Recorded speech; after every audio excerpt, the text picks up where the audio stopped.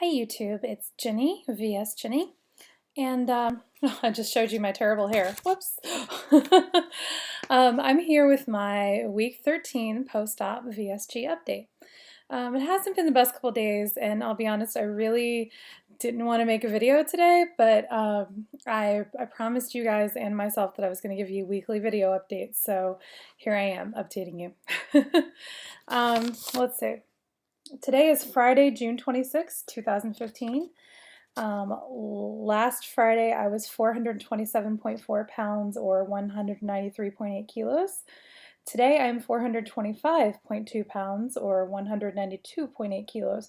So a loss of exactly 2.2 pounds, which is exactly 1 kilo. I actually had lost double that when I weighed on Wednesday to go to a doctor's appointment. But when I went to go see that doctor, he put me back on a medication. Fortunately, it's a temporary medication, but it has a lot of fun side effects. And one of them is water retention. So I imagine that given and in addition, the time of the month this is falling on, so to speak, I imagine I've got a whole lot of fluid in me right now. Nice, I know. Let's see.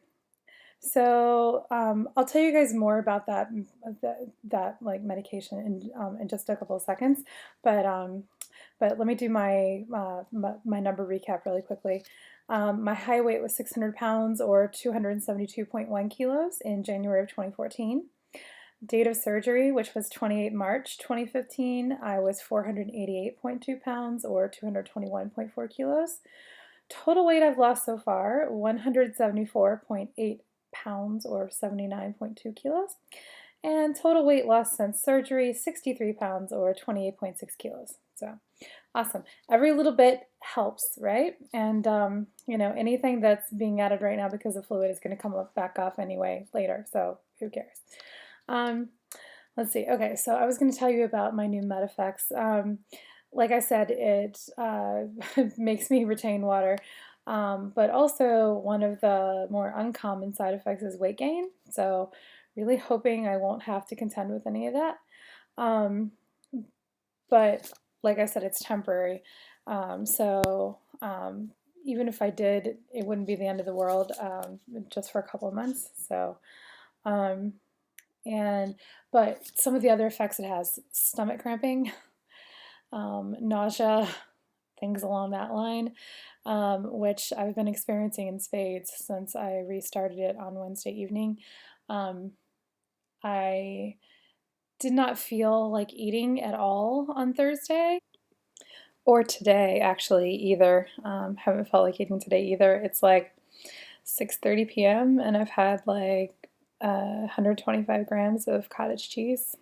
That's it. So I'm gonna have to take that up some more before I go to bed. So I've got like about 5.5 hours to try to push. Oh, and I've had exactly one bottle of, not even one bottle of water today. So I have really far to go. But anyway, back to Thursday. So on Thursday I ate anyway because obviously I have to. But because I was so nauseated and even taking anti-nausea meds didn't help. It took me forever to get everything in that day that I needed to get. It took me forever to get in enough water and enough food and my protein shake and all that, and then forever to actually swallow all my vitamins before I went to bed.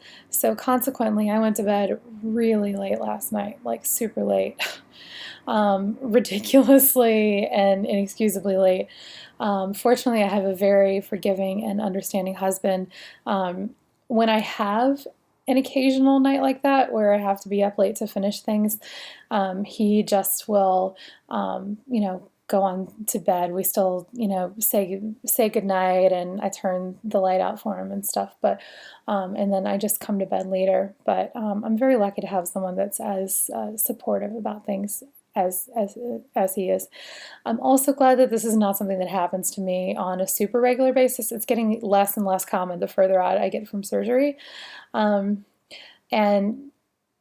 if I actually had a job right now, I wouldn't be handling this the way I am, I think.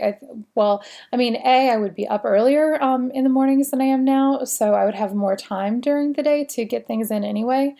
But if I had a job, I would make sleep, paramount, because I would know that I wouldn't be able to catch up on it the next day. So I wouldn't like just stay up super late to finish things. I would just do my best to get them in during the day, and then not worry about what I didn't get in as long as I was close. So anyway,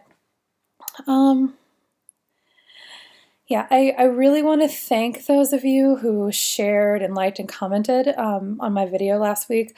Like I said last week, what I had to say was just really important, and I felt like it really needed to be shared. So it seemed like a lot of people agreed with that, and I love that Monica actually talked about it this week in her video, Sleeve McQueen. And I know I mention Monica like every week. It's like Woman Crush Wednesday, only on Fridays or something. But yeah, no, she's just doing really, really well right now. So she's getting a lot of shout outs. She also made a really cool transformation video where you can actually see video of her at her start weight and video of her now. Totally worth a watch. So go to her her channel and check that out. Yeah, so thank you to all of you. And then I have one huge shout out today to someone who actually isn't on YouTube, but she is a friend of mine whom I've known for several years.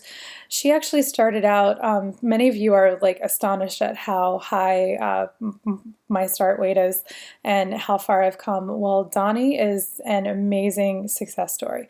She started out at 644 pounds. And she wanted to have the duodenal switch operation, and the best surgeon in the UK for that operation would not do that for her in one phase. He insisted on doing the sleeve for her first, so she was a sleever for quite some time, and she lost weight on that. She lost quite a bit on that, but not as much as she had hoped. And she, poor thing, I mean, she has had so many struggles with, she has to actually diet and count calories and stuff like even more hardcore than most of us do. With a sleeve, and definitely a lot more hardcore than people who have the duodenal switch usually do. She did finally get the second part of that done, so she does now have the switch, so that's good. That's been helping her lose even more, but I mean, she has just had to be so diligent. I mean, it's incredible the amount of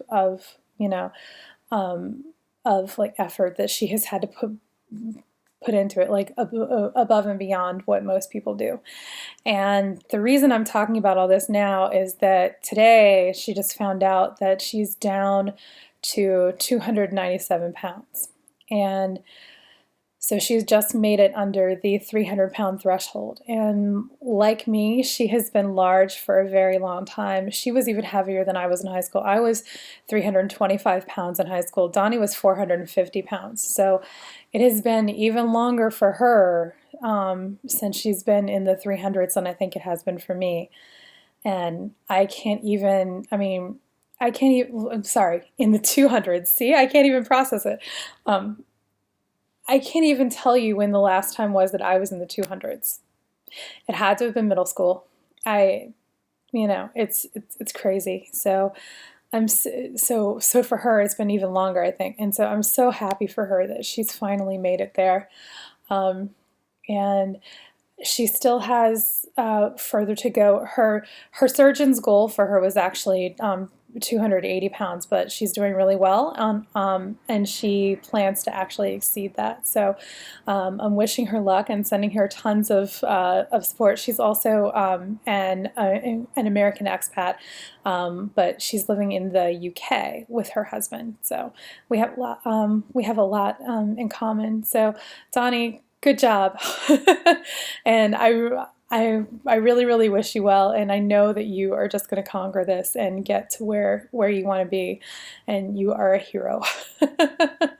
So anyway, yeah, like I said, I've been feeling kind of crappy the last couple of days, so that's really all that I have to say this week. But thanks again for all your support and all your encouragement this week, and you guys are awesome, and I'll see you next week. Bye.